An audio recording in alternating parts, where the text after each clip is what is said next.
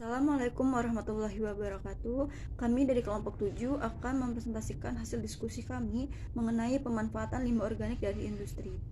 Berikut anggota dari kelompok 7. Yang pertama ada Atifa Zahra, kedua Yulia Anggraini, ketiga Dea Aprilia Gardinia, dan yang keempat Nisa Cesara Nur Afafa. Untuk topik pembahasan kami, yang pertama pengertian limbah industri, kedua sumber limbah organik industri, yang ketiga jenis limbah organik industri, yang keempat pemanfaatan limbah organik industri tepung tapioka, dan yang terakhir pemanfaatan limbah organik industri tahu. Baiklah, pembahasan yang pertama mengenai pengertian limbah industri. Limbah industri merupakan hasil buangan dari setiap macam kegiatan industri. Jenis limbah industri sangat beragam, bergantung pada produk apa yang industri tersebut produksi. Salah satu jenis limbah industri adalah limbah organik industri. Nah, limbah organik industri atau limbah industri organik merupakan limbah industri yang mencakup sejumlah bahan atau sampah organik yang dihasilkan dari operasi industri dan komersial. Limbah organik industri dapat berwujud cair maupun padatan. Limbah organik industri umumnya dihasilkan dari industri-industri yang bergerak di bidang pangan. Beberapa industri penghasil limbah organik misalnya industri pengolahan makanan, kemudian farmasi, kimia organik, pembuatan kertas, penyamakan kulit, dan mebel. Namun, penghasil limbah organik terbesar umumnya berasal dari industri pengolahan makanan. Dalam beberapa dekade terakhir, industri pengolahan makanan dan minuman yang berkembang pesat telah menjadi suatu hal yang sangat penting di seluruh dunia. Industri pengolahan makanan terdiri dari subsektor sebagai berikut. Yang pertama ada pengolahan dan pengawetan dari daging serta produk olahannya, kemudian pengalengan dan pengawetan buah dan sayuran, pembuatan minyak dan lemak nabati, pembuatan produk susu, produksi biji-bijian, pembuatan pakan ternak olahan, kemudian ada pembuatan produk tepung dan roti, industri gula, kakao, dan coklat, pembuatan minuman ringan, dan pembuatan makanan instan. Baik, materi selanjutnya yang ketiga yaitu jenis limbah organik industri. Seperti yang telah disebutkan sebelumnya, bahwa limbah organik industri terbagi menjadi dua. Yang pertama limbah padat dan yang kedua limbah cair. Limbah padat biasanya berupa kulit dari sisa buah dan sayuran, makanan yang tidak memenuhi standar kontrol dan kualitas, pulp dan serat dari ekstraksi gula dan pati, ampas kopi, kotoran hewan, kayu dan serat kayu, potongan buah dan sayur dan lain sebagainya. Sementara itu, limbah cair dapat dihasilkan dari pencucian daging, buah dan sayuran, bensin buah dan sayuran, pemasakan daging, unggas dan ikan, serta operasi pembersihan dan pengolahan, misalnya darah hewan, sari buah atau sayuran yang membusuk, dan lain sebagainya. Di antara semua limbah tersebut, berdasarkan beberapa penelitian, industri pulp dan kertas dianggap sebagai salah satu industri yang limbahnya sangat mencemari lingkungan, serta mengkonsumsi energi dan air dalam jumlah besar di berbagai unit operasi. Cairan limbah yang dibuang oleh industri pulp dan kertas sangat heterogen karena mengandung senyawa dari kayu atau bahan baku lainnya, bahan kimia olahan, serta senyawa yang terbentuk selama pengolahan.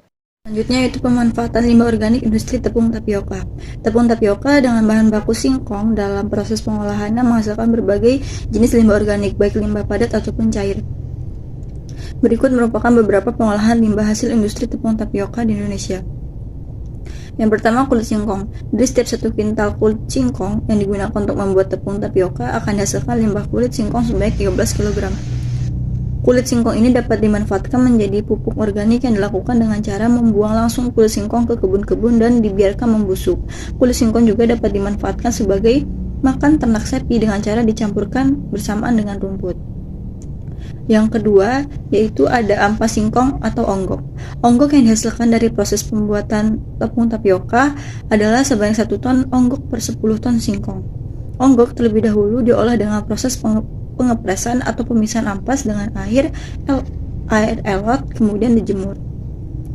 Onggok dengan kualitas terburuk biasanya digunakan untuk pakan ternak dengan cara dicampurkan langsung bersamaan dengan rumput. Untuk onggok dengan kualitas yang masih bagus, onggok akan diolah menjadi tepung Asia dengan cara digiling kembali. Yang ketiga, air tajin dan elot. Air tajin dan elot yang dihasilkan dari proses pengolahan tepung tapioka dan tepung Asia biasanya diberikan kepada petani untuk dijadikan sebagai pupuk organik cair tanpa diperjualbelikan. Namun, jika tidak ada peminat permintaan kepada pabrik, maka limbah cair ini biasanya langsung dibuang ke sungai. Dengan demikian, seharusnya pabrik-pabrik ini menjalin komunikasi dan relasi yang baik dengan petani agar limbah cair ini tidak dibuang begitu saja ke sungai dan justru bermanfaat bagi para petani. Baik, materi selanjutnya adalah mengenai pemanfaatan limbah organik dari industri tahu. Nah, jadi seperti yang kita ketahui ya bahwa kita sudah membahas mengenai limbah organik, itu ada yang padat dan ada yang cair. Jadi ada beberapa limbah organik misalnya dari industri pertanian, seperti industri minyak kelapa sawit, kemudian pabrik gula, peternakan sapi, dan sebagainya, itu ternyata berpotensi besar untuk dimanfaatkan menjadi energi biogas dengan cara fermentasi anaerob, yaitu fermentasi tanpa menggunakan oksigen. Nah, pada umumnya, limbah agroindustri itu masih mengandung bahan terlalu tinggi sehingga memiliki nilai biological oxygen demand atau BOD yang tinggi, sehingga jika dibuang langsung ke sungai itu akan menimbulkan pencemaran yang cukup parah. Nah, kemudian penanganan limbah cair itu bisa dilakukan dengan sistem kolam dan terdiri dari 3 tahap, yaitu pengendapan, kemudian kolam anaerobik, dan kolam aerobik. Nah, tapi ternyata sistem penanganan ini membutuhkan lahan yang luas, kemudian biaya penanganan tinggi, dan tidak diperoleh hasil samping. Sehingga pemanfaatan teknologi fermentasi anaerob untuk menangani limbah cair itu diharapkan dapat menekan biaya pengolahan limbah. Nah, hasil samping dari proses kolam aerob tadi itu adalah berupa biogas dan pupuk, di mana pupuk yang dihasilkan itu ternyata lebih baik kualitasnya daripada pupuk organik yang dihasilkan dari proses pengomposan secara konvensional. Nah, selain limbah industri pertanian yang telah disebutkan tadi, ternyata limbah dari industri tahu itu juga memiliki nilai COD dan BOD yang cukup tinggi, sehingga jika dibuang ke sungai, itu akan menimbulkan pencemaran yang cukup parah dan menurunkan daya dukung lingkungan. Seperti yang kita ketahui ya, bahwa industri tahu itu jika limbah cairnya dibuang ke sungai akan menimbulkan bau yang sangat tidak sedap, dan itu baunya cukup kuat. Nah, oleh karena itu, limbah dari industri tahu ini dapat diolah terlebih dahulu menjadi biogas, sehingga nanti hasilnya itu jika dibuang ke sungai akan tidak terlalu mencemari sungai itu terlalu parah, seperti jika tidak diolah terlebih dahulu. Nah, proses penguraian oleh mikroorganisme untuk menguraikan bahan-bahan organik itu terjadi secara anaerob, di mana pada prinsipnya proses anaerob ini adalah proses biologi yang berlangsung pada kondisi tanpa oksigen oleh mikroorganisme tertentu yang mampu mengubah senyawa organik menjadi metana. Nah, prinsip pembangkit biogas ini menciptakan alat yang kedap udara dengan bagian-bagian pokok yang terdiri atas pencerna atau digester, kemudian lubang pemasukan bahan baku dan pengeluaran lumpur hasil sisa pencernaan atau slari, dan yang terakhir ada pipa penyaluran biogas yang terbentuk. Jadi di sini ada digesternya, kemudian di sini ada penampungan slarinya, dan ini adalah untuk hasil akhirnya, dan yang bagian sini adalah untuk penyaluran gasnya.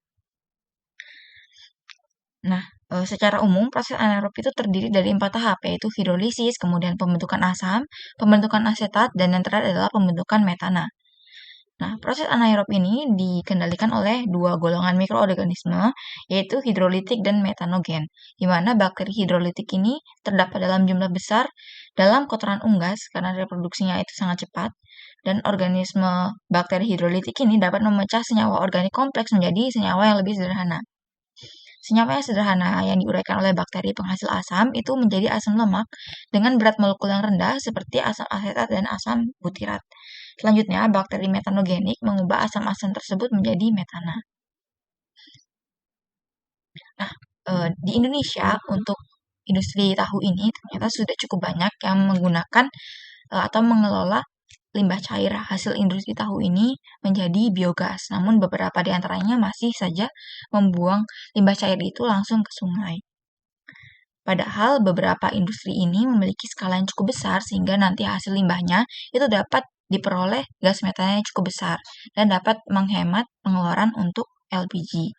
Dengan demikian, penggalakan untuk pengelolaan limbah industri tahu ini menjadi biogas ini perlu digalakkan agar pencemaran lingkungan itu semakin berkurang.